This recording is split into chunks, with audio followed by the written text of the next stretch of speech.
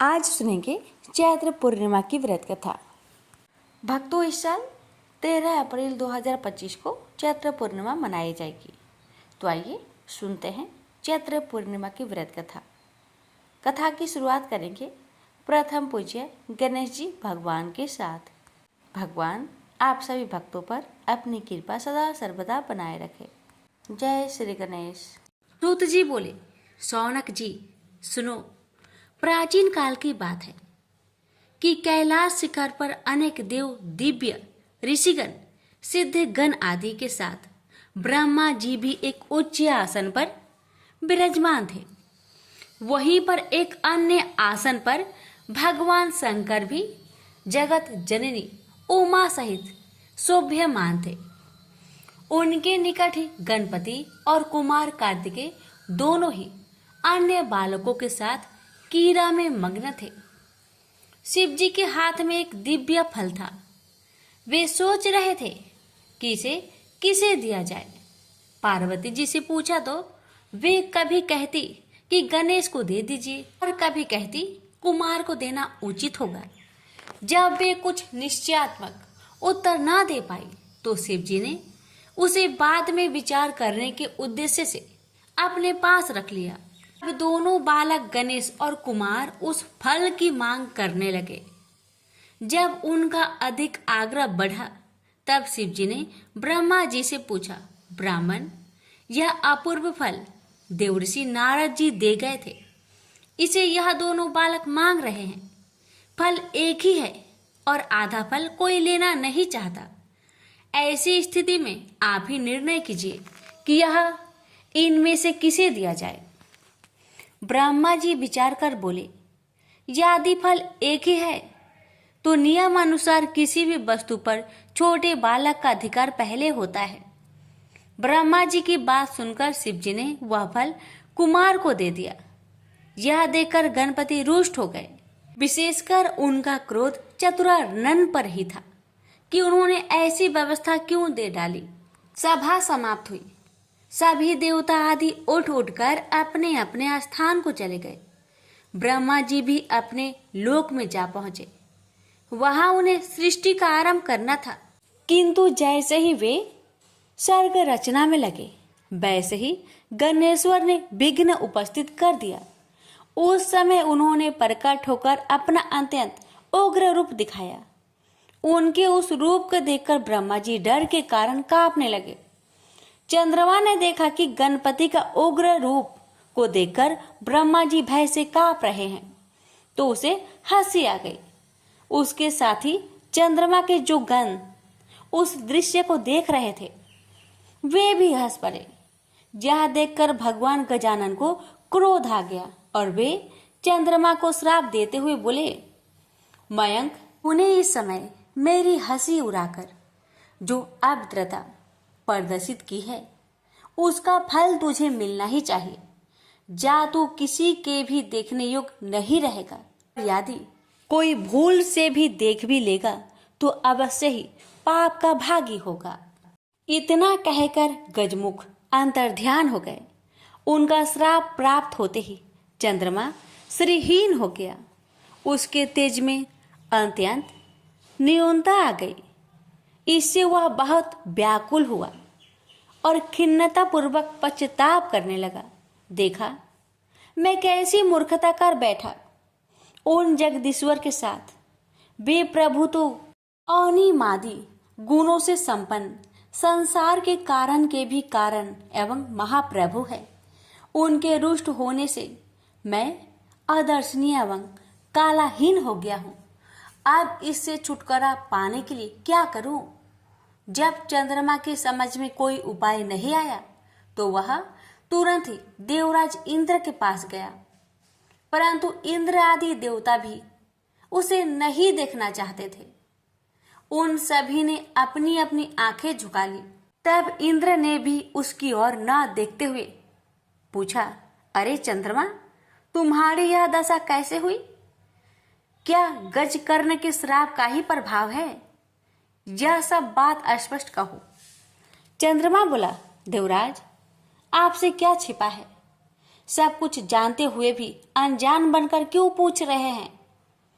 हे सहस्त्राक्ष, अब शीघ्र ही मेरे श्राप मुक्त होने का यत्न करो, अन्यथा समस्त संसार ही मेरे श्रापित होने से अशुभ फल भोगेगा। इंद्र ने सत्वाना दी और बोले, चलो ब्रह्मा जी से ही इसका उपाय पूछे, क्योंकि उनके समान ज्ञानी और सर्व लोकोपकारी अन्य कोई भी नहीं है। सब देवता उसके साथ ब्रह्मलोक पहुंचे। आगे आगे चंद्रमा और पीछे पीछे इंद्र के नेतृत्व में सब देवगण। ब्रह्मा जी ने जब यह जाना कि चंद्रमा आ रहा है तो पाप लगने के भय से उन्होंने भी दृष्टि नीचे कर ली और बोले, कहो सुदासु, जहाँ किस अभिप्राय से आना हुआ? अरे तुम्हारे पीछे तो देवराज इंद्र और समस्त सुरगण ही आ चले हैं। ब्रह्मा जी के प्रश्न का उत्तर सुरपति ने ही दिया। वे बोले, ब्राह्मण, भगवान गणेश्वर आप पर कुपित हुए थे और श्राप दे बैठे चंद्रमा को, इसलिए अब आप ही इसे छुड़ाने का कुछ उपाय कीजिए। हम सभी देवता इसी प्रयोजन से आपकी सेवा में उपस्थित हुए हैं। चतुरानन ने कुछ विचार कर कहा, गणेश्वर प्रभु की शरण लेनी होगी। देवराज, चंद्रमा को आगे करके उन्हीं का पूजन एवं सत्वन करो। ब्रह्मा जी की बात सुनकर भगवान गजानन की पूजन की तैयारी की गई। उनकी प्रतिमा बनवाकर षोडशोपचार पूजन एवं भावना पूर्वक स्रोत कर निवेदन किया गया, प्रभु इस चंद्रमा पर कृपा कीजिए। उस समय यह अज्ञानवश हंस पड़ा था, किंतु अब इसे अपनी मूर्खता का ज्ञान हो गया है। देवताओं की प्रार्थना पर भगवान गणेश्वर प्रकट हो गए।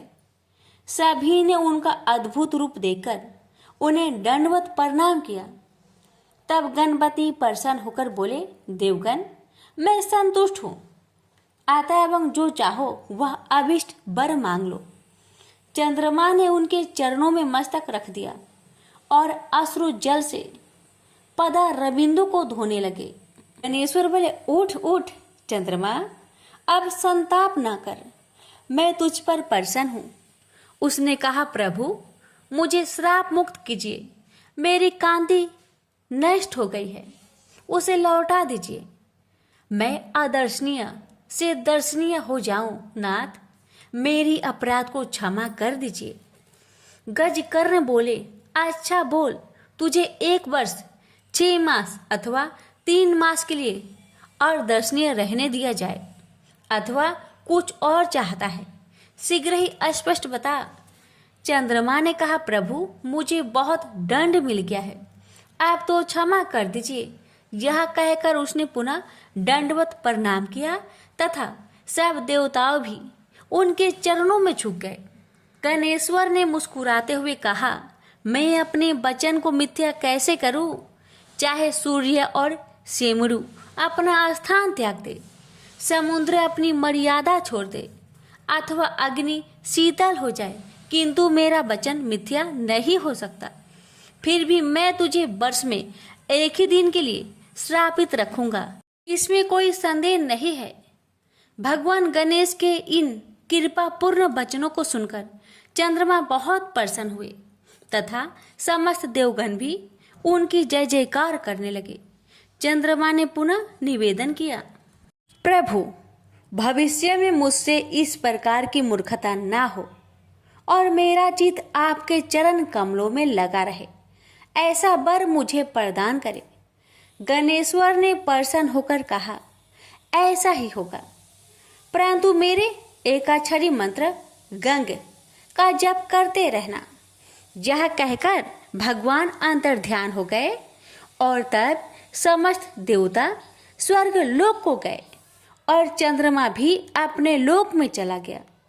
चंद्रमा ने 12 वर्ष तक तपस्या चाड़े की और गणेश्वर की एकाक्षरी मंत्र का निरंतर जप करता रहा। पवित्र नदी गंगा के तट पर भक्ति पूर्वक एकाग्र मन से उसका यह तप चलता रहा। तभी सहसा एक दिन वह परम प्रभु चंद्रमा के समक्ष प्रकट हो गए। इस समय उनकी रूप छटा देखकर निशापति अवाक रह गया। उसके चित्त में आश्चर्य मिश्रित भय व्याप्त हो गया, किंतु शीघ्र ही उसे निश्चय हो गया कि वह साक्षात आदिदेव भगवान गजानन ही है। तो वह हाथ जोड़कर प्रणाम करता हुआ उनकी स्तुति करने लगा। मैं उन दो दांतों से युक्त परमेश्वर को नमस्कार करता हूँ, जो अपने भक्तों के सभी विघ्नों का हरण करते तथा सभी के धर्म, अर्थ और काम को प्रशस्त करते हैं। उन विघ्न विनाशक परमात्मा गजानन को नमस्कार है। हे प्रभु, मैंने अज्ञानतावश जो अपराध किया था उसे क्षमा करके मुझे मेरा पूर्व रूप प्रदान कीजिए। हे नाथ, आप ही मुझे मेरा यह रूप प्रदान कर सकते हैं। हे दया निधान, आप सभी देवताओं के आधीश्वर, नित्य बोध, स्वरूप एवं सत्य हैं। समस्त वेद आपके ही स्वरूप है तथा आपके द्वारा ही उनका प्रतिपादन हुआ है। हे देव, यह जगत आपका ही स्वरूप है तथा आप ही साक्षात परम ब्रह्मा है। हे कृपा निधान, विश्व की उत्पत्ति, पालन और प्रलय के भी आप ही एकमात्र कारण है। आपका तिरस्कार कोई नहीं कर सकता। भगवान गजकर्ण ने चंद्रमा की ओर कृपा पूर्ण दृष्टि से देखा और मधुर मुस्कान बिखेरते हुए बोले, चंद्रमा, यह तो मैं पहले ही कह चुका था कि तुम प्रत्येक वर्ष केवल एक दिन के लिए ही अदर्शनीय रहोगे। उस दिन तुम्हें जो कोई भी जाने अनजाने देख लेगा वही बस अभिशाप का भागी बनेगा। इस प्रकार तुम्हारी निष्ठेषविता को ऐसे ही लोग बांट लेंगे। कृष्णा पक्ष की चतुर्थी में जो व्रत किया जाए उसमें तुम्हारा उदय पर व्रत करने वाले लोग यदि मेरी और तुम्हारी यत्न पूर्वक पूजा करेंगे तो ही उस व्रत का फल प्राप्त होगा। उस दिन तुम्हारा दर्शन अवश्य करना चाहिए, अन्यथा व्रत का फल नहीं होगा। चंद्रदेव, तुम अब भविष्य में अपने एक अंश से मेरी मस्तक में विराजमान हो जाओ। इससे मुझे तो प्रसन्नता होगी ही, तुम्हारी भी शोभा होगी। प्रत्येक मास के शुक्ला पक्ष की तृतीया में तुम्हारा दर्शन का बड़ा महत्व रहेगा तथा उस दिन अधिकांश स्त्री पुरुष तुम्हारे दर्शन का पुण्य लाभ प्राप्त करते हुए तुम्हें नमस्कार क्या करेंगे। मैं वर देता हूँ कि अब तुम पूर्वतः तेजस्वी, सुंदर एवं वंदनीय हो जाओ। शौनक इस प्रकार वर देकर भगवान गजानन अंतर ध्यान हो गए। प्रेम से बोलिए गणेश भगवान की जय। स्वर्णी मुनि की पुत्री तुलसी अपूर्व सुंदर थी। उसकी इच्छा थी कि उनका विवाह भगवान नारायण के साथ हो। इसके लिए उन्होंने नारायण पर्वत की घाटी में स्थित बद्रीवन में घोर तपस्या की। दीर्घ काल तक तपस्या के उपरांत ब्रह्मा जी ने प्रसन्न होकर दर्शन दिए और वर मांगने को कहा। तब तुलसी जी ने कहा, हे सृष्टि के कर्ता ब्रह्मदेव, आप तो अंतर्यामी हैं, आपसे क्या छुपा है। सबकी मन की बात आप जानते हैं, फिर भी मैं अपनी इच्छा आपको बताती हूँ। मैं चाहती हूँ कि भगवान श्री हरि मुझे पति रूप में मिले। तुलसी की बातें सुन ब्रह्मदेव ने कहा, तुम्हारा अभीष्ट तुम्हें अवश्य मिलेगा। आपने पूर्व जन्म में किसी अपराध के कारण तुम्हें श्राप मिला है। इसी प्रकार भगवान श्री नारायण के एक पार्षद को भी दानव कुल में जन्म लेने का श्राप मिला है। दानव कुल में जन्म लेने के बाद भी उसमें नारायण का अंश विद्यमान रहेगा।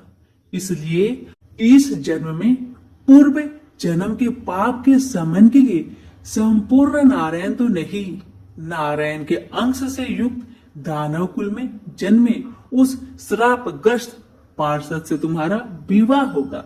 श्राप मुक्त होने पर भगवान श्री नारायण सदा सर्वदा के लिए तुम्हारे पति हो जाएंगे।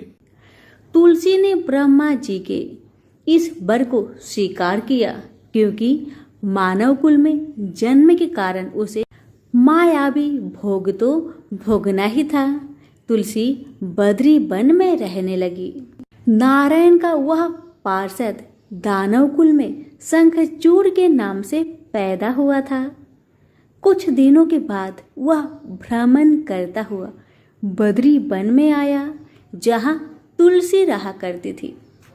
वहाँ तुलसी को देखते ही उस पर मुग्ध हो गया। तुलसी के सामने उसने अपने साथ विवाह करने का प्रस्ताव रखा। इतने में ही वहाँ ब्रह्मा जी भी आ गए और उन्होंने तुलसी से कहा, तुलसी, शंखचूड़ को देखो, कैसा देवोपम इसका स्वरूप है। दानव कुल में जन्म लेने के बाद भी लगता है जैसे इसके शरीर में नारायण का वास हो। तुम प्रस्ताव को स्वीकार कर लो। तुलसी को भी लगा कि उसकी तपस्या पूर्ण हुई है, उसे इच्छित फल मिला है।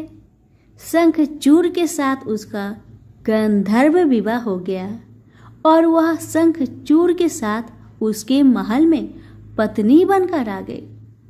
शंखचूड़ ने अपनी परम सुंदरी सती सावधि पत्नी तुलसी के साथ बहुत दिनों तक राज्य किया। उसने अपने राज्य का इतना विस्तार किया कि देवलोक तक उसके अधिकार में आ गया। स्वर्ग का सुख भोगने वाले देवताओं की दशा भिखारियों की जैसी हो गई। शंखचूड़ किसी को भी कष्ट नहीं देता था, पर अधिकार और राज्य छीन जाने से सारे देवता मिलकर ब्रह्मा, विष्णु और शिव की सभा में गए तथा अपनी विपत्ति सुनाई। ब्रह्मा जी ने कहा, तुलसी परम साध्वी है, उसका विवाह शंखचूड़ से मैंने ही करवाया था। शंखचूड़ को तब तक नहीं हराया या मारा जा सकता है जब तक तुलसी को न छला जाए। विष्णु जी ने कहा, शंखचूड़ पूर्व जन्म में मेरा पार्षद था। श्राप के कारण उसे दैत्य कुल में जन्म लेना पड़ा। इस जन्म में भी मेरा अंश उसमें व्याप्त है। साथ ही तुलसी के पतिव्रत धर्म से वह अजय है। फिर देवताओं की सम्मति से भगवान शिव ने शंखचूड़ के पास संदेश भेजा कि या तो वह देवताओं का राज्य लौटा दे या फिर उनसे युद्ध करे। शंखचूड़ भगवान शंकर के पास पहुंचा। उसने कहा, देवादिदेव, आपके लिए देवताओं का पक्ष लेना उचित नहीं है। राज्य बढ़ाना हर राजा का कर्तव्य है। मैं किसी को दुखी नहीं कर रहा हूँ। देवताओं से कहिए वे मेरी प्रजा होकर रहे।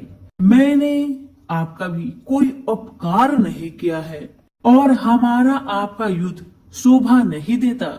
अगर आप हार गए तो बड़ी लज्जा की बात होगी। मैं हार गया तो आपकी प्रीति बहुत अधिक नहीं बढ़ेगी। शंखचूड़ के बातें सुन भगवान शंकर हंसने लगे। भगवान तो सब रहस्य समझते थे। तुलसी और शंखचूड़ के पूर्व जन्म की श्राप की अवधि लगभग पूरी हो चुकी थी। भगवान बोले, इसमें कृति और लज्जा की बात नहीं। तुम देवों के राज्य लौटाकर उन्हें उनके पद पर प्रतिष्ठित होने दो। युद्ध से बचने का यही एक उपाय है।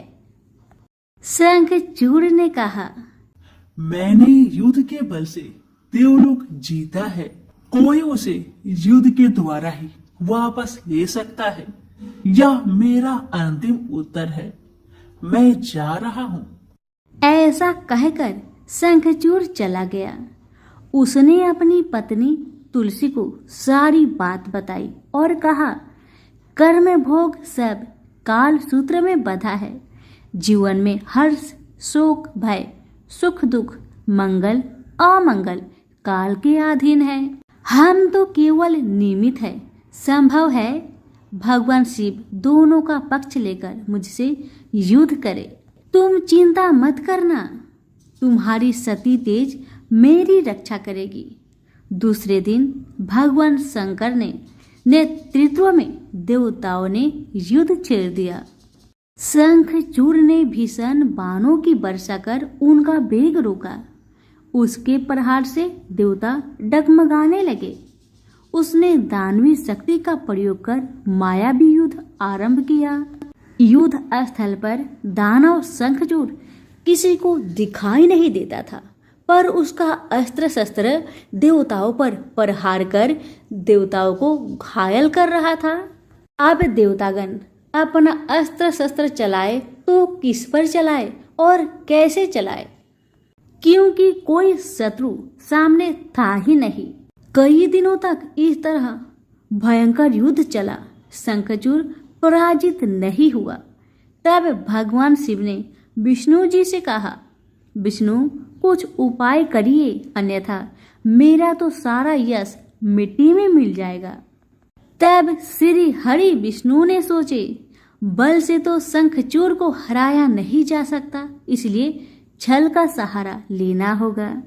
उन्होंने तुरंत अपना स्वरूप शंखचूड़ जैसा बनाया और वस्त्र शस्त्र से सज्जित हो तुलसी के पास आए और बोले, प्रिय, मैं युद्ध में जीत गया। सारे देवता भगवान शंकर समेत हार गए। आओ, इस खुशी में आओ, मैं तुम्हें अंक से लगा लूं।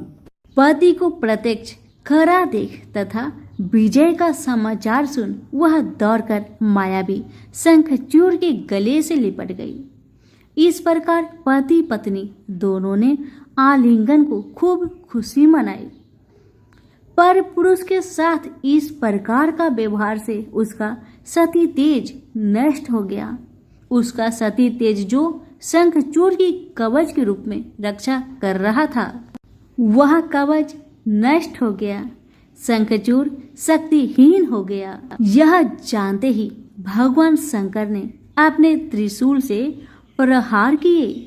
त्रिशूल के लगते ही शंखचूड़ जलकर भस्म हो गया। शंखचूड़ के मरने को जानकर विष्णु अपने असली स्वरूप में आ गए। सामने अपने पति शंखचूड़ के स्थान पर भगवान विष्णु को खड़ा देख तुलसी बहुत विस्मित हुई। उसको पता लग गया कि स्वयं नारायण ने उसके साथ छल किया है।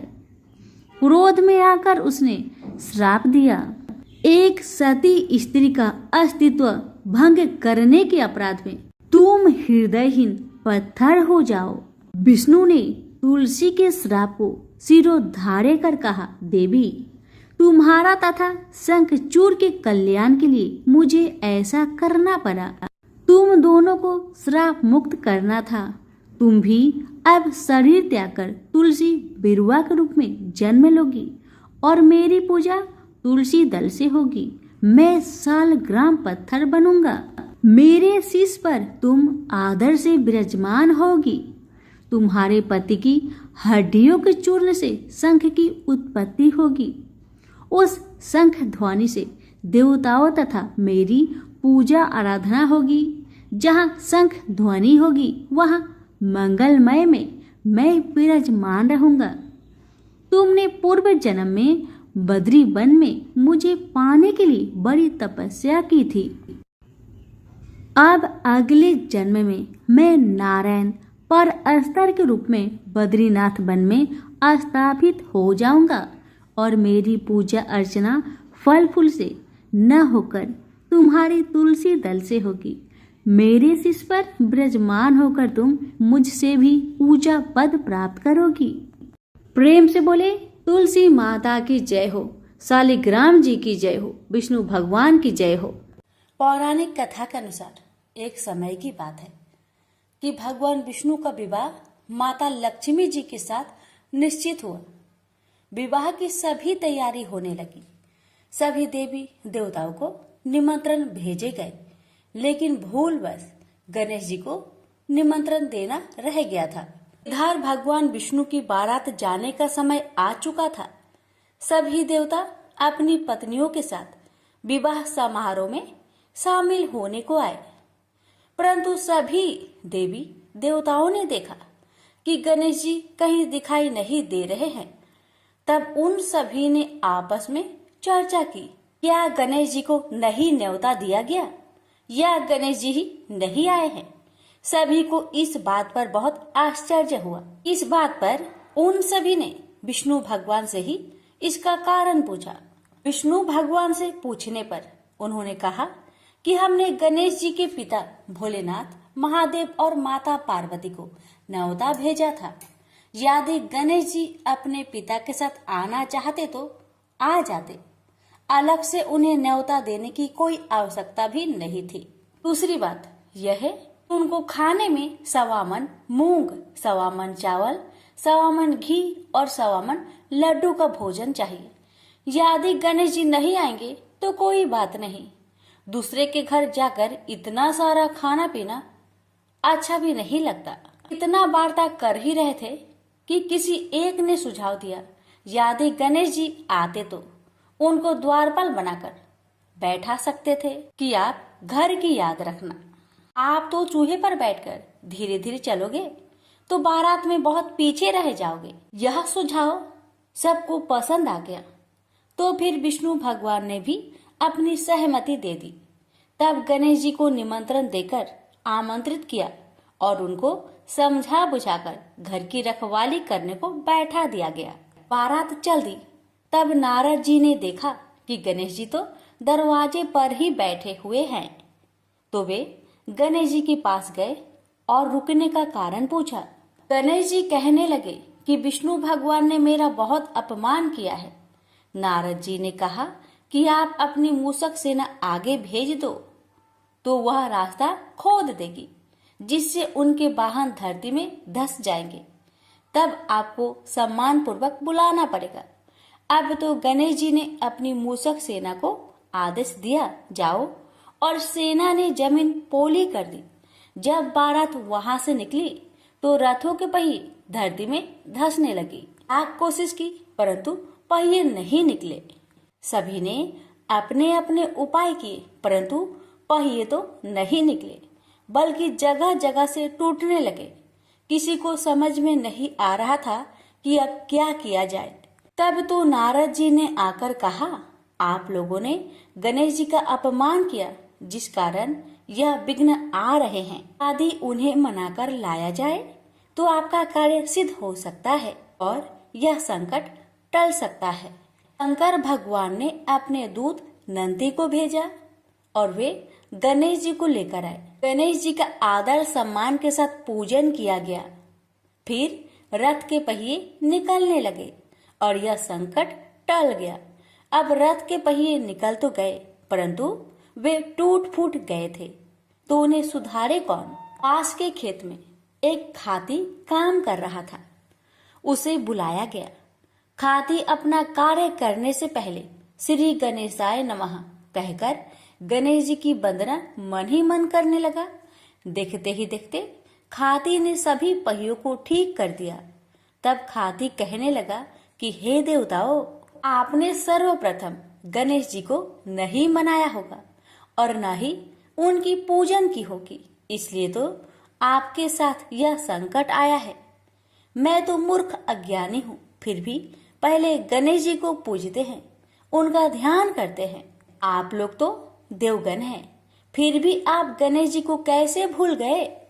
अब आप लोग भगवान श्री गणेश जी की जय बोलकर जाए तो आपके सब काम बन जाएंगे और कोई संकट भी नहीं आएगा। ऐसा कहते हुए बारात वहां से चल दी और विष्णु भगवान का लक्ष्मी जी के साथ विवाह संपन्न करा के सभी सकुशल घर लौट आए। हे गणेश जी महाराज, आपने विष्णु को जैसा कारज सरियो ऐसा कारज सबको सिद्ध करिजो। बोलिए गजानन भगवान की जय। द्वापर युग में एक समय की बात है कि यशोदा जी ने श्री कृष्ण से कहा, हे कृष्ण, तुम सारे संसार के उत्पन्न करता, पोषण तथा उनके संहार करता हो। आज कोई ऐसा व्रत मुझसे कहो जिसके करने से मृत्यु लोक में स्त्रियों को विधवा होने का भय ना रहे तथा यह व्रत सभी मनुष्य की मनोकामनाएं पूर्ण करने वाला हो। श्री कृष्ण कहने लगे, हे माता, तुमने अति सुंदर प्रश्न किया है। मैं तुमसे ऐसे ही व्रत को सविस्तार कहता हूँ। सौभाग्य की प्राप्ति के लिए स्त्रियों को 32 पूर्णमासियों का व्रत करना चाहिए। इस व्रत के करने से स्त्रियों को सौभाग्य संपत्ति मिलती है। यह व्रत अचल सौभाग्य देने वाला एवं भगवान शिव के प्रति मनुष्य पात्र की भक्ति को बढ़ाने वाला है। यशोदा जी कहने लगी, हे कृष्ण, सर्वप्रथम इस व्रत को मृत्युलोक में किसने किया था? इसके विषय में विस्तार पूर्वक मुझसे कहो। श्री कृष्ण जी कहने लगे, इस भूमंडल पर एक अत्यंत प्रसिद्ध राजा चंद्रहास से पालित अनेक प्रकार के रत्नों से परिपूर्ण कार्तिका नाम की एक नगरी थी। वहाँ पर धनेश्वर नाम का एक ब्राह्मण था और उसकी स्त्री अति सुशीला रूपवती थी। दोनों ही उस नगरी में बड़े प्रेम के साथ रहते थे। घर में धन्य धान्य आदि की कमी नहीं थी। उनको एक बड़ा दुख था कि उनका कोई संतान नहीं थी। इस दुख से वह अत्यंत दुखी रहते थे। एक समय एक बड़ा तपस्वी योगी उस नगरी में आया। वह योगी उस ब्राह्मण के घर को छोड़कर अन्य सब घरों से भिक्षा लाकर भोजन किया करता, लेकिन रूपवती से वह भिक्षा नहीं लिया करता था। उस योगी ने एक दिन रूपवती से भिक्षा ना लेकर किसी अन्य घर से भिक्षा लेकर गंगा किनारे जाकर भिक्षाने को प्रेम पूर्वक खा रहा था कि धनेश्वर ने योगी का यह सब कार्य किसी प्रकार से देख लिया। अपनी भिक्षा के अनादर से दुखी होकर धनेश्वर योगी से बोला, महात्मन, आप सब घरों से भिक्षा लेते हैं, हमने देखा है, परंतु आप मेरे घर से भिक्षा कभी नहीं लेते, इसका क्या कारण है? योगी ने कहा, निसंतान के घर की भीख पतितों के अन्न के तुल्य होती है और जो पतितों का अन्न खाता है वह भी पतित हो जाता है। चूँकि तुम निसंतान हो, अतः पतित हो जाने के भय से मैं तुम्हारे घर से भिक्षा नहीं लेता हूँ। धनेश्वर यह बात सुनकर अपने मन में बहुत दुखी हुआ और हाथ जोड़कर योगी के पैर पर गिर पड़ा तथा अंतर्भाव से कहने लगा, हे महाराज, यदि ऐसा है तो आप मुझको पुत्र प्राप्ति का कुछ उपाय बतलाइए। आप सर्वज्ञ हैं, मुझ पर अवश्य ही यह कृपा कीजिए। धन की मेरे घर में कोई कमी नहीं, परंतु मैं पुत्र न होने के कारण बहुत दुखी रहता हूँ। आप मेरे इस दुख का हरण करें, आप सामर्थ्यवान हैं। यह सुनकर योगी कहने लगे, हे ब्राह्मण, तुम चंडी माता की आराधना करो। घर आकर उसने अपने स्त्री से सब वृत्तांत कहा और स्वयं तप के लिए निमित्त वन में चला गया। वन में जाकर उसने चंडी माता की उपासना की। चंडी माता ने 16वें दिन उसको सपने में दर्शन दिया और कहा, हे धनेश्वर, जा तेरा पुत्र होगा, परंतु वह 16 वर्ष की आयु में ही मृत्यु को प्राप्त हो जाएगा। यदि तुम दोनों स्त्री पुरुष 32 पूर्णमासियों का व्रत विधि पूर्वक करोगे तो वह दीर्घायु होगा। जितनी तुम्हारी सामर्थ्य हो, आटे के दिए बनाकर शिव जी का पूजन करना, परंतु पूर्णमासी को 32 जो जाने चाहिए। प्रातःकाल होने पर इस स्थान के समीप ही तुम्हें एक आम का वृक्ष दिखाई देगा। उस पर तुम चढ़कर एक फल तोड़कर शीघ्र अपने घर को चले जाना। अपनी स्त्री से सब वृत्तांत कहना। ऋतु स्नान के पश्चात वह स्वच्छ होकर श्री शंकर जी का ध्यान करके उस फल को खा लेगी। तब शंकर भगवान की कृपा से उसको गर्भ ठहर जाएगा। जब वह ब्राह्मण प्रातःकाल उठा तो उसने उस स्थान पर देखा कि एक आम का वृक्ष था जिस पर एक अत्यंत सुंदर आम का फल लगा हुआ था। उस ब्राह्मण ने उस आम के वृक्ष पर चढ़कर उस फल को तोड़ने का बहुत कोशिश किया, परंतु वृक्ष पर कई बार प्रयत्न करने के बाद भी वह चढ़ नहीं पाया। तब तो उस ब्राह्मण को बहुत चिंता हुई और उसने विघ्न विनाशक श्री गणेश जी की वंदना करने लगा। हे दयानिधे, अपने भक्तों के विघ्नों का नाश करके उनके मंगल कार्य को करने वाले, दुष्टों का नाश करने वाले, रिद्धि सिद्धि को देने वाले, आप मुझ पर कृपा करके इतना बल दे कि मैं अपने मनोरथ को पूर्ण कर सकूं। इस प्रकार गणेश जी की प्रार्थना करने पर उनकी कृपा से धनेश्वर पेड़ पर चढ़ गया और उसने एक अति सुंदर आम का फल देखा। उसने विचार किया कि जो वरदान से फल मिला था वह यही है और कोई फल दिखाई भी तो नहीं देता। उस धनेश्वर ब्राह्मण ने जल्दी से उस फल को तोड़कर अपनी स्त्री को लाकर दिया और उसकी स्त्री ने अपने पति के कथन अनुसार उस फल को खा लिया और वह गर्भवती हो गई। देवी जी की असीम कृपा से उसे एक अत्यंत सुंदर पुत्र उत्पन्न हुआ, जिसका नाम उन्होंने देवीदास रखा। माता पिता की हर्ष और शोक के साथ वह बालक शुक्ल पक्ष की चंद्रमा की भांति अपने पिता के घर में बढ़ने लगा। भगवान की कृपा से वह बालक बहुत ही सुंदर, सुशील, विद्या बढ़ने में बहुत ही निपुण हो गया। दुर्गा जी की आज्ञा अनुसार उसकी माता ने 32 पूर्णमासी का व्रत रखना आरंभ कर दिया, जिससे उसका पुत्र बड़ी आयु वाला हो जाए। 16वां वर्ष लगते ही देवीदास के माता पिता को बड़ी चिंता हो गई कि कहीं उनके पुत्र की इस वर्ष मृत्यु ना हो जाए। इसलिए उन्होंने अपने मन में विचार किया कि यदि यह दुर्घटना उनके सामने हो गई तो वह कैसे सहन कर सकेंगे। आज तो उन्होंने देवीदास के मामा को बुलाया और कहा कि हमारी इच्छा है कि देवीदास 1 वर्ष तक काशी में जाकर विद्या चयन करे और उसको अकेला भी नहीं छोड़ना चाहिए, इसलिए साथ में तुम चले जाओ और 1 वर्ष के पश्चात इसको वापस लौटा लाना। सब प्रबंध करके उसके माता पिता ने काशी जाने के लिए देवीदास को एक घोड़े पर बैठाकर उसके मामा को उसके साथ कर दिया, किंतु यह बात उसके मामा या किसी और को नहीं कहा। धनेश्वर ने सपत्नीक अपने पुत्र की मंगल कामना तथा दीर्घ आयु के लिए भगवती दुर्गा की आराधना और पूर्णमासियों का व्रत करना आरंभ कर दिया।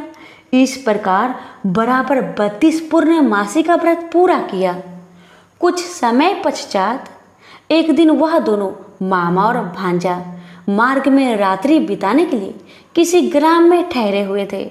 उस दिन उस गांव में एक ब्राह्मण की अत्यंत सुंदरी, सुशीला, विदुषी और गुणवती कन्या का विवाह होने वाला था। जिस धर्मशाला के अंदर वर और उसकी बारात ठहरी हुई थी, उसी धर्मशाला में देवीदास और उसके मामा भी ठहरे हुए थे।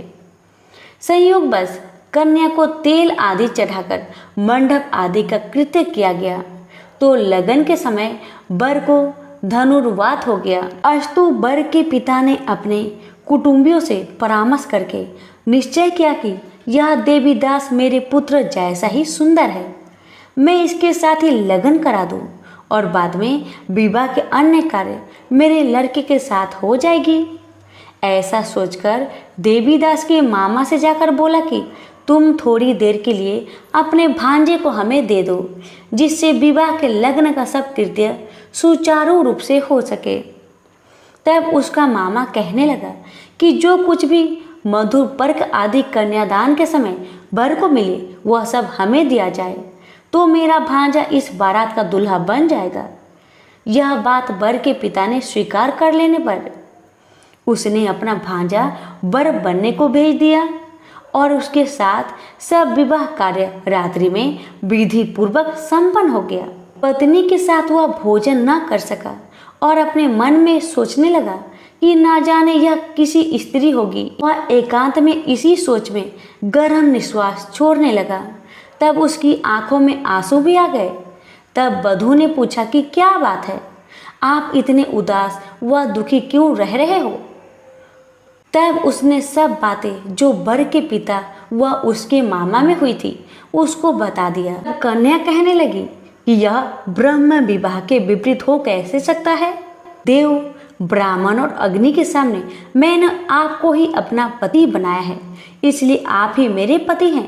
मैं आपकी ही पत्नी रहूंगी, किसी अन्य की कदापि नहीं। तब देवीदास ने कहा, ऐसा मत करिए, क्योंकि मेरी आयु बहुत थोड़ी है।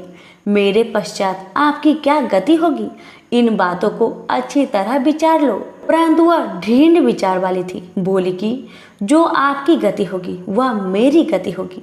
हे स्वामी, आप उठिए और भोजन करिए, आप निश्चय ही भूखे होंगे। इसके बाद देवीदास और उसकी पत्नी दोनों ने भोजन किया तथा शेष रात्रि वो सोते रहे। प्रातःकाल देवीदास ने अपनी पत्नी को 3 नगों से जड़ी हुई एक अंगूठी दी, एक रुमाल दिया और बोला, हे प्रिय, इसे लो और संकेत समझकर स्थिरचित हो जाओ। मेरा मरण और जीवन जानने के लिए एक पुष्प वाटिका बना लो, उसमें सुगंधित वाली एक नवमल्लिका लगा लो, उसको प्रतिदिन जल से सींचा करो और आनंद के साथ खेलो कूदो तथा उत्सव मनाओ। जिस समय और जिस दिन मेरा प्रांत होगा ये फूल सूख जाएंगे और जब ये फिर हरे हो जाए तो जान लेना कि मैं जीवित हूँ। यह बात निश्चय करके समझ लेना, इसमें कोई संशय नहीं है। ये समझाकर वह चला गया। प्रातःकाल होते ही वहां पर गाजे बाजे बजने लगे। जिस समय वह विवाह के कार्य समाप्त करने के लिए वर तथा सब बाराती मंडप में आए तो कन्या ने वर को भली प्रकार से देखकर अपने पिता से कहा, यह मेरा पति नहीं है, मेरा पति वही है जिसके साथ रात्रि में मेरा पानी ग्रहण हुआ था। इसके साथ मेरा विवाह नहीं हुआ है। यदि यह वही है तो बताए कि मैंने इसको क्या दिया। मधुर पर्क और कन्यादान के समय जो मैंने भूषण आदि दिए थे उन्हें दिखाए तथा रात में मैंने क्या गुप्त बातें कही थी वह सब सुनाए। पिता ने उसके कथानुसार वर को बुलाया। कन्या की यह सब बातें सुनकर वह कहने लगा कि मैं कुछ नहीं जानता। इसके पश्चात लज्जित होकर वह अपना सा मुख लेकर चला गया और सारी बारात भी अपमानित होकर वहां से लौट गई। भगवान श्री कृष्ण बोले, हे माता, इस प्रकार देवीदास काशी विद्या अध्ययन के लिए चला गया। जब कुछ समय बीत गया तो काल से प्रेरित होकर एक सर्प रात्रि के समय उसको डसने के लिए वहां पर आया। उस विषधर के प्रभाव से उसके शयन का स्थान चारों ओर से विष की ज्वाला से विषैला हो गया, परंतु व्रत राजा के प्रभाव से उसको काटने ना पाया, क्योंकि पहले ही उसके माता ने 32 पूर्णिमा का व्रत रखा था।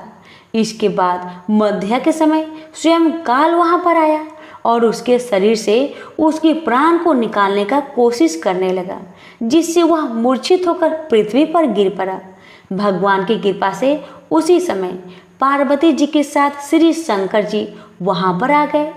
उसको मूर्छित दशा में देखकर पार्वती जी ने भगवान शंकर से प्रार्थना की कि हे महाराज, इस बालक की माता ने पहले 32 पूर्णिमा का व्रत किया था, जिसके प्रभाव से हे भगवान आप इसको प्राण दान दीजिए। भगवानी के कहने पर भक्त वत्सल भगवान श्री शिव जी ने उसको प्राण दान दे दिया। इस व्रत के प्रभाव से काल को भी पीछे हटना पड़ा और देवीदास स्वस्थ होकर बैठ गया। उधर उसकी स्त्री उसके काल की प्रतीक्षा किया करती थी। जब उसने देखा कि उस पुष्प वाटिका में पत्र पुष्प कुछ भी नहीं रहे तो उसको अत्यंत आश्चर्य हुआ, और जब वह वैसे ही हरी भरी हो गई तो वह जान गई कि उसका पति जीवित हो गए हैं। यह देखकर वह बहुत प्रसन्न मन से अपने पिता से कहने लगी कि हे पिताजी, मेरा पति जीवित है, आप उनको ढूंढिए। जब 16वां वर्ष व्यतीत हो गया तो देवीदास भी अपने मामा के साथ काशी की ओर चल दिया। इधर उसे ससुर उसको ढूंढने के लिए अपने घर से जाने वाले ही थे कि वह दोनों मामा भांजा वहां पर आ गए। उसको आया देखकर उसका ससुर बड़ी प्रसन्नता के साथ अपने घर में ले आया। उस समय नगर के निवासी भी वहां इकट्ठा हो गए और सबने निश्चय किया कि अवश्य ही इसी बालक के साथ इस कन्या का विवाह हुआ था। उस बालक को जब कन्या ने देखा तो पहचान लिया और कहा, हाँ, ये वही हैं जो संकेत करके गया था। तदुपरांत सभी कहने लगे कि भला हुआ जो यह आ गया, और सब नगर वासियों ने आनंद मनाया। कुछ दिन बाद देवीदास अपनी पत्नी और मामा के साथ अपने ससुर के घर से बहुत सा उपहार लेकर अपने घर के लिए प्रस्थान किया। जब वह अपने गांव के निकट आ गया तो कई लोगों ने उसको देखकर उसके माता पिता को पहले ही जाकर खबर दे दी कि तुम्हारा पुत्र देवीदास अपनी पत्नी और मामा के सहित घर पधार रहा है। ऐसा समाचार सुनकर पहले तो उन्हें विश्वास ही नहीं हुआ, किंतु जब और लोगों ने भी आकर उनको यह बात का समर्थन किया तो उनका बड़ा आश्चर्य हुआ। लेकिन थोड़ी देर में देवीदास ने आकर अपने माता पिता के चरणों में अपना सिर रखकर प्रणाम किया और उसकी पत्नी ने अपने सास ससुर के चरण को स्पर्श किया तो माता पिता ने अपने पुत्र और पुत्र वधू को अपने हृदय से लगा लिया और दोनों की आंखों में प्रेम अश्रु बह चले। अपने पुत्र और पुत्र वधू के आने की खुशी में धनेश्वर ने बड़ा भारी उत्सव किया और ब्राह्मण को भी बहुत सी दान दक्षिणा देकर प्रसन्न किया। श्री कृष्ण जी कहने लगे, इस प्रकार धनेश्वर 32 पूर्णिमाओं के व्रत के प्रभाव से पुत्रवान हो गया। जो भी स्त्रियां इस व्रत को करती है वे जन्म जन्मांतर में वैधव का दुख नहीं भोगती और सदैव भाग्यशाली रहती है। यह मेरा वचन है, इसमें कोई संदेह नहीं मानना। यह व्रत पुत्र पौत्रों को देने वाला तथा संपूर्ण मनोकामनाओं को पूर्ण करने वाला है। 32 पूर्णिमाओं के व्रत करने से व्रती की सब इच्छाएं भगवान शिव जी की कृपा से पूर्ण हो जाती है। सभी प्रेम से बोलो, शिव शंकर भोलेनाथ की जय। हर हर महादेव, माता पार्वती की जय। श्री सत्यनारायण भगवान की व्रत कथा। एक समय की बात है, नैमिषारण्य तीर्थ में सौनकादि 88,000 ऋषियों ने श्री सूत जी से पूछा, हे प्रभु, इस कलयुग में वेद विद्या रहित मनुष्य को प्रभु भक्ति किस प्रकार मिल सकती है तथा उनका उद्धार कैसे होगा? हे मुनि श्रेष्ठ, कोई ऐसा तप बताइए जिससे थोड़े समय में ही पुण्य मिले और मनोवांछित फल भी मिल जाए। इस प्रकार की कथा सुनने की हम इच्छा रखते हैं। सर्व शास्त्रों के ज्ञाता सूत जी बोले, हे वैष्णवों, मैं पूज्य आप सभी ने प्राणियों के हित की बात पूछी है, इसलिए मैं एक श्रेष्ठ व्रत को आप लोगों को बतलाऊंगा जिसे नारद जी ने लक्ष्मी नारायण जी से पूछा था और लक्ष्मीपति ने मुनि श्रेष्ठ नारद जी से कहा था। आप सब इसे ध्यान से सुनिए। एक समय की बात है, योगीराज नारद जी दूसरों के हित की इच्छा लिए अनेकों लोकों में घूमते हुए मृत्यु लोक में आ पहुंचे। यहाँ उन्होंने अनेक योनियों में जन्मे प्राय सभी मनुष्यों को अपने कर्मों द्वारा अनेकों दुख से पीड़ित देखा। उनका दुख देख नारद जी सोचने लगे कि कैसा यत्न किया जाए इसके करने से निश्चित रूप से मानव के दुखों का अंत हो जाए। इसी विचार पर मनन करते हुए वह विष्णु लोक में गए। वहां वह देवों के इस भगवान नारायण की स्तुति करने लगे, जिनके हाथों में शंख चक्र गदा और पद्म थे, गले में वरमाला पहने हुए थे। स्तुति करते हुए नारद जी बोले, हे भगवान, आप अत्यंत शक्ति से संपन्न हैं। मन तथा वाणी भी आपको नहीं पा सकती है।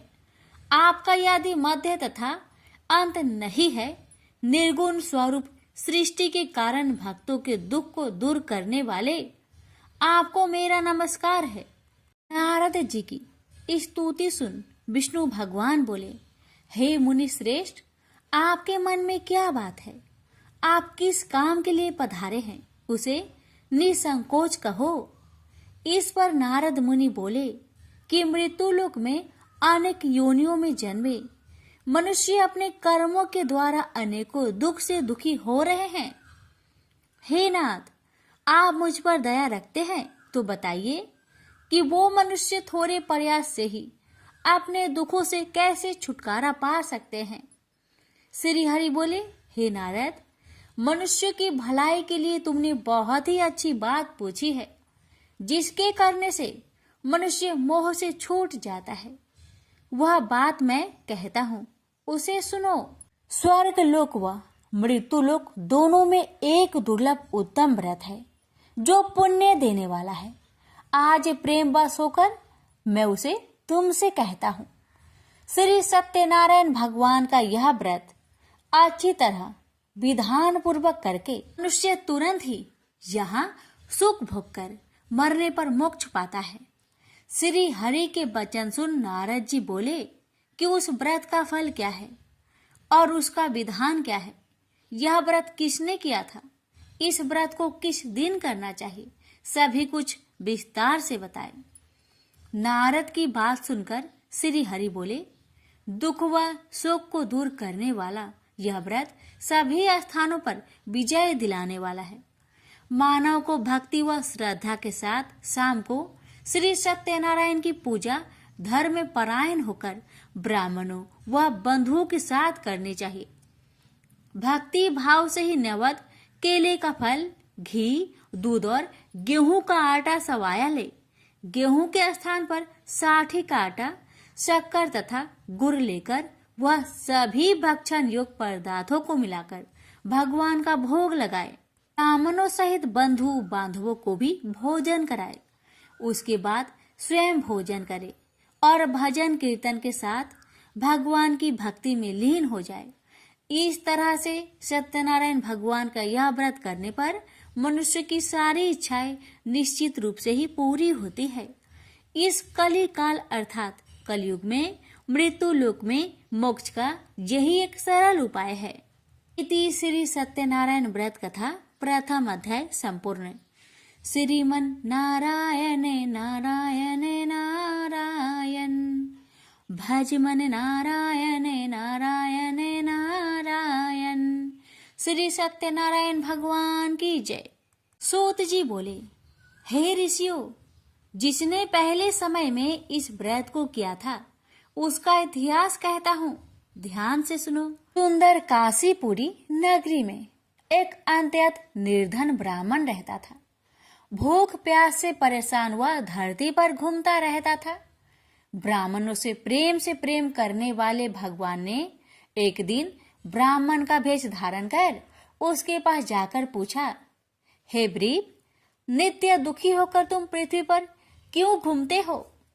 दीन ब्राह्मण बोला, मैं निर्धन ब्राह्मण हूँ, भिक्षा के लिए धरती पर घूमता हूँ।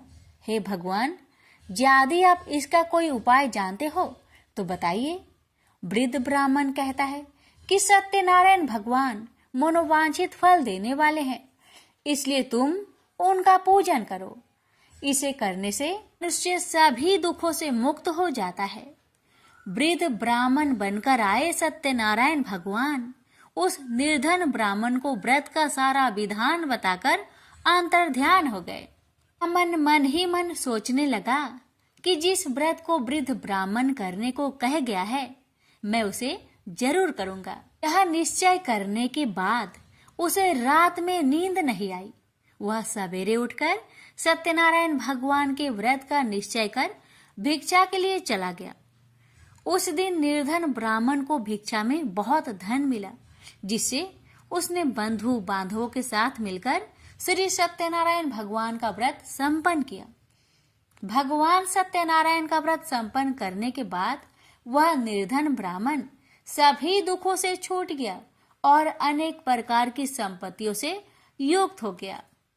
उसी समय से यह ब्राह्मण हर माह इस व्रत को करने लगा। इस तरह से सत्यनारायण भगवान के व्रत को जो भी मनुष्य करेगा वह सभी प्रकार के पापों से छूटकर मोक्ष को प्राप्त होगा। जो मनुष्य इस व्रत को करेगा वह भी सभी दुखों से मुक्त हो जाएगा। सूत जी बोले कि इस तरह से नारद जी से नारायण जी का कहा हुआ श्री सत्यनारायण व्रत को मैंने तुमसे कहा। हे वृपो, मैं अब और क्या कहूँ? ऋषि बोले, हे मुनिवर, संसार में उस व्रीप से सुनकर और किस किस ने इस व्रत को किया, हम सब इस बात को सुनना चाहते हैं। इसके लिए हमारे मन में श्रद्धा का भाव है। सूत जी बोले, हे मुनियों, जिसने इस व्रत को किया है वह सब सुनो। एक समय वही व्रीप धन व ऐश्वर्य के अनुसार अपने बंधु बांधवों के साथ इस व्रत को करने को तैयार हुआ। उसी समय एक लकड़ी बेचने वाला बूढ़ा आदमी आया और लकड़ियां बाहर रखकर अंदर ब्राह्मण के घर में गया। प्यास से दुखी वह लकड़हारा उनको व्रत करते देख ब्रीप को नमस्कार कर पूछने लगा कि आप यह क्या कर रहे हैं तथा इसे करने से क्या फल मिलेगा, कृपया मुझे भी बताइए। ब्राह्मण ने कहा कि सब मनोकामनाओं को पूरा करने वाला यह सत्यनारायण भगवान का व्रत है। इनकी कृपा से ही मेरे घर में धन्य धान्य आदि की वृद्धि हुई है। ब्रीप से सत्यनारायण व्रत के कथा के बारे में जानकर लकड़हारा बहुत प्रसन्न हुआ। चरणामृत लेकर वह प्रसाद खाने के बाद वह अपने घर गया। लकड़हारे ने अपने मन में संकल्प किया कि आज लकड़ी बेचने से जो धन मिलेगा उसी से श्री सत्यनारायण भगवान का उत्तम व्रत करूंगा। मन में इस विचार को ले बूढ़ा आदमी सिर पर लकड़ियां रख उस नगर में बेचने गया जहां धनी लोग ज्यादा रहते थे। उस नगर में उसे अपनी लकड़ियों का दाम पहले से 4 गुना अधिक मिलता है। बूढ़ा प्रसन्नता के साथ दाम लेकर केले, शक्कर, घी, दूध, दही और गेहूं का आटा ले और सत्यनारायण भगवान की व्रत की अन्य सामग्रियां लेकर अपने घर गया। वहां उसने अपने बंधु बांधवों को बुलाकर विधि विधान से सत्यनारायण भगवान का पूजन और व्रत किया। इस व्रत के प्रभाव से वह बूढ़ा लकड़हारा धन पुत्र आदि से युक्त होकर संसार के समस्त सुख भोग अंत काल में बैकुंठ धाम को चला गया। इति श्री सत्यनारायण व्रत कथा 2 अध्याय संपूर्ण। श्रीमन नारायण नारायण नारायण भज मन नारायण नारायण नारायण। श्री सत्यनारायण भगवान की जय। सूत जी बोले, हे श्रेष्ठ मुनियों, अब आगे की कथा कहता हूँ। पहले समय में उल्कामुख नाम का एक बुद्धिमान राजा था। वह सत्य वक्ता और जितेंद्रिय था। प्रतिदिन देव स्थानों पर जाता और निर्धनों को धन देकर उनके कष्ट दूर करता था। उसकी पत्नी कमल के समान मुख वाली तथा सती साध्वी थी। भद्रशिला नदी के तट पर उन दोनों ने श्री सत्यनारायण भगवान का व्रत किया। उसी समय साधु नाम का एक वैश्य आया। उसके पास व्यापार करने के लिए बहुत सा धन भी था। राजा को व्रत करते देखकर वह विनय के साथ पूछने लगा, हे राजन, भक्ति भाव से पूर्ण होकर आप यह क्या कर रहे हैं? मैं सुनने की इच्छा रखता हूँ, तो आप मुझे बताए। राजा बोले, हे साधु, अपने बंधु बांधवों के साथ पुत्र आदि की प्राप्ति के लिए एक महाशक्तिमान श्री सत्यनारायण भगवान का व्रत व पूजन कर रहा हूँ। राजा के वचन सुन साधु आदर से बोला, हे राजन, मुझे इस व्रत का सारा विधान कहिए। आपके कथा अनुसार मैं भी इस व्रत को करूंगा। मेरी भी संतान नहीं है और इस व्रत को करने से निश्चित रूप से मुझे संतान की प्राप्ति होगी। राजा से व्रत का सारा विधान सुनकर व्यापार से निवृत्त हो वह अपने घर गया। साधु वैश्य ने अपनी पत्नी को संतान देने वाले इस व्रत का वर्णन कह सुनाया और कहा कि जब मेरी संतान होगी तब मैं इस व्रत को करूंगा। साधु ने इस तरह के वचन अपनी पत्नी लीलावती से कहे। एक दिन लीलावती पति के साथ आनंदित हो सांसारिक धर्म में प्रवृत्त होकर सत्यनारायण भगवान की कृपा से गर्भवती हो गई। 10वें महीने में उसके गर्भ से एक सुंदर कन्या ने जन्म लिया। दिनों दिन वह ऐसे बढ़ने लगी जैसे कि शुक्ला पक्ष का चंद्रमा बढ़ता है। माता पिता ने अपनी कन्या का नाम कलावती रखा। एक दिन लीलावती ने मीठे शब्दों में अपने पति को याद दिलाया कि आपने सत्यनारायण भगवान के जिस व्रत को करने का संकल्प किया था उसे करने का समय आ गया है। आप इस व्रत को करिए। साधु बोला कि हे प्रिय, इस व्रत को मैं उसके विवाह पर करूंगा। इस प्रकार अपनी पत्नी को अवशासन देकर वह नगर को चला गया। कलावती पिता के घर में रह वृद्धि को प्राप्त हो गई। साधु ने एक बार नगर में अपनी कन्या को सखियों के साथ देखा तो तुरंत ही दूत को बुलवाया और कहा कि मेरी कन्या की योग वर देखकर आओ। साधु की बात सुनकर दूत कंचन नगर में पहुंचा और वहां देखभाल कर लड़की के सुयोग बनिक पुत्र को ले आया। सुयोग लड़के को देख साधु ने बंधु बांधवों को बुलाकर अपनी पुत्री का विवाह कर दिया। लेकिन दुर्भाग्य की बात ये कि साधु ने अभी भी श्री सत्यनारायण भगवान का व्रत नहीं किया। इस पर श्री भगवान क्रोधित हो गए और श्राप दिया कि साधु को अत्यधिक दुख मिले।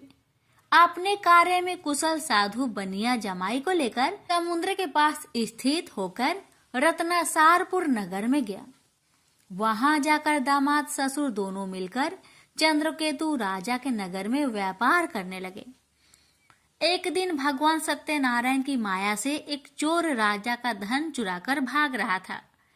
उसने राजा के सिपाहियों को अपना पीछा करते देख चुराया हुआ धन वहां रख दिया जहां साधु अपने जामाई के साथ ठहरा हुआ था। राजा के सिपाहियों ने साधु वैश्य के पास राजा का धन पड़ा देखा तो वह ससुर जामाई दोनों को बांधकर प्रसन्नता से राजा के पास ले गए और कहा कि उन दोनों चोरों को हम पकड़ लाए हैं, आप आगे की कार्रवाई की आज्ञा दे।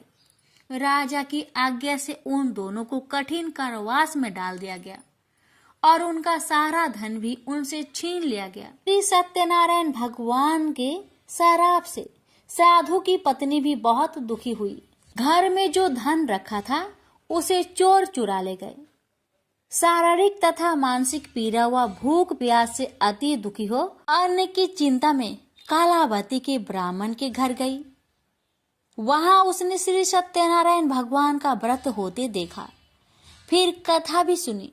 वह प्रसाद ग्रहण कर वह रात को घर वापस आई। माता ने कलावती से पूछा कि हे पुत्री, अब तक तुम कहाँ थी, तेरे मन में क्या है? कलावती ने अपने माता से कहा, हे माता, मैंने एक ब्राह्मण के घर में श्री सत्यनारायण भगवान का व्रत देखा है। कन्या के वचन सुन लीलावती भगवान की पूजन की तैयारी करने लगी। लीलावती ने परिवार व बंधुओं सहित सत्यनारायण भगवान का पूजन किया और उनसे वर मांगा कि मेरे पति तथा जमाई शीघ्र घर आ जाए। साथ ही यह भी प्रार्थना की कि हम सबका अपराध क्षमा करे। श्री सत्यनारायण भगवान इस व्रत से संतुष्ट हो गए और राजा चंद्रकेतु को सपने में दर्शन दे कहा कि हे राजन, तुम उन दोनों वेश्या को छोड़ दो और तुमने उनका जो धन लिया है उसे वापस कर दो। अगर ऐसा नहीं किया तो मैं तुम्हारा धन, राज्य व संतान सभी को नष्ट कर दूंगा। राजा को यह सब कहकर वह अंतर्ध्यान हो गए। अतः काल सभा में राजा ने अपना सपना सुनाया। फिर बोले कि बानिक पुत्र को कैद से मुक्त कर सभा में लाओ। दोनों ने आते ही राजा को प्रणाम किया। राजा मीठी बानी से बोला, हे महानुभावों, भाग्यवश ऐसा कठिन दुख तुम्हें प्राप्त हुआ है, लेकिन अब तुम्हें कोई भय नहीं है। ऐसा कह राजा ने उन दोनों को नए वस्त्र भूषण भी पहनाए और जितना धन उनका लिया था उससे 2 गुना धन वापस कर दिया। दोनों वेश्या अपने घर को चल दिए। श्री सत्यनारायण व्रत कथा का 3रा अध्याय संपूर्ण। श्रीमन नारायण नारायण नारायण, भज मन नारायण नारायण नारायण। श्री सत्यनारायण भगवान की जय।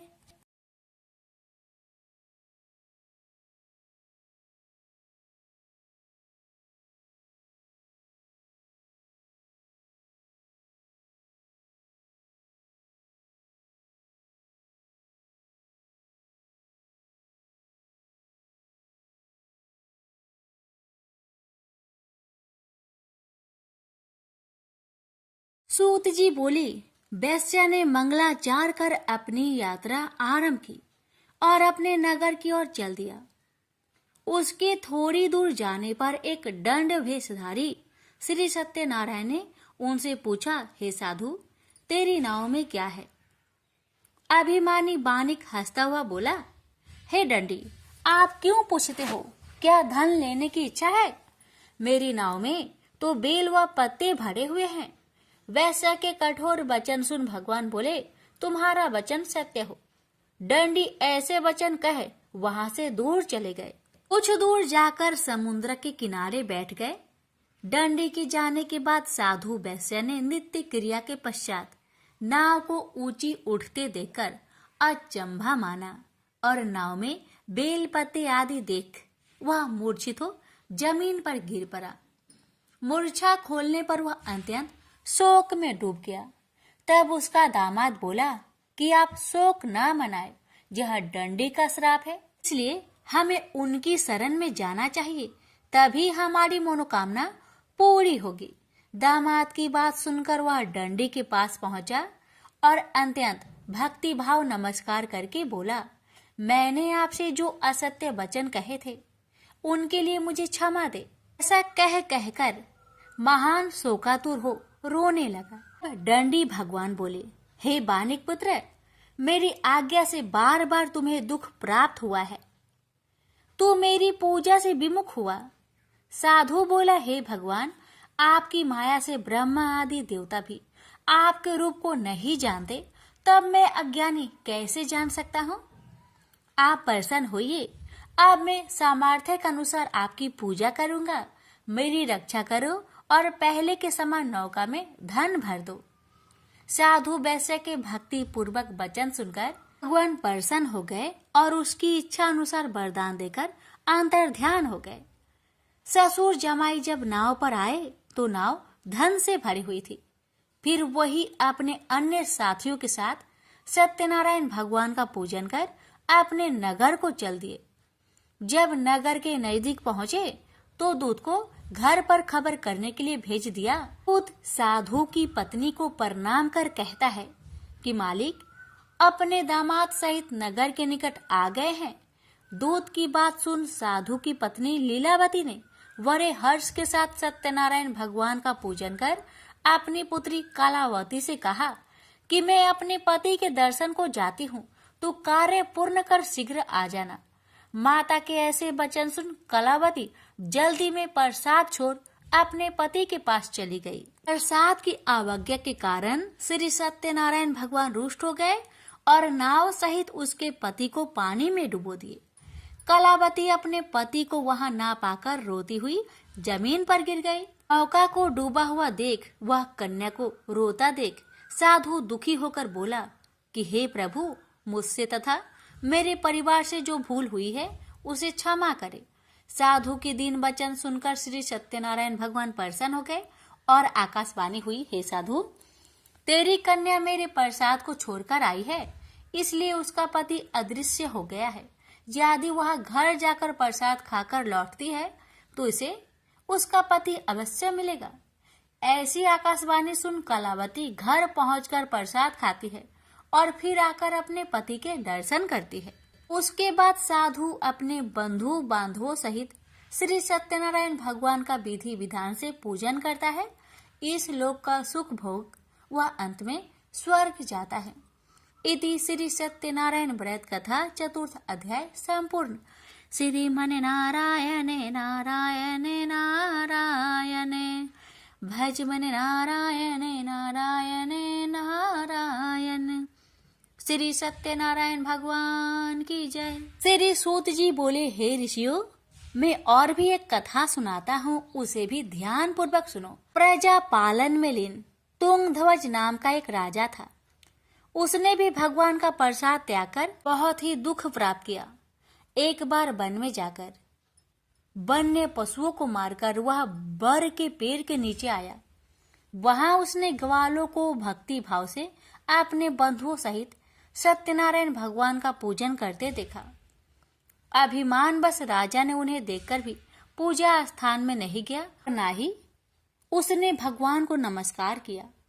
ग्वालों ने राजा को प्रसाद दिया, लेकिन उसने वह प्रसाद नहीं खाया और प्रसाद को वहीं छोड़कर वह अपने नगर को चला गया। जब वह नगर में पहुंचा तो वहां सब कुछ तहस नहस हुआ पाया, तो वह शीघ्र ही समझ गया कि यह सब भगवान ने ही किया है।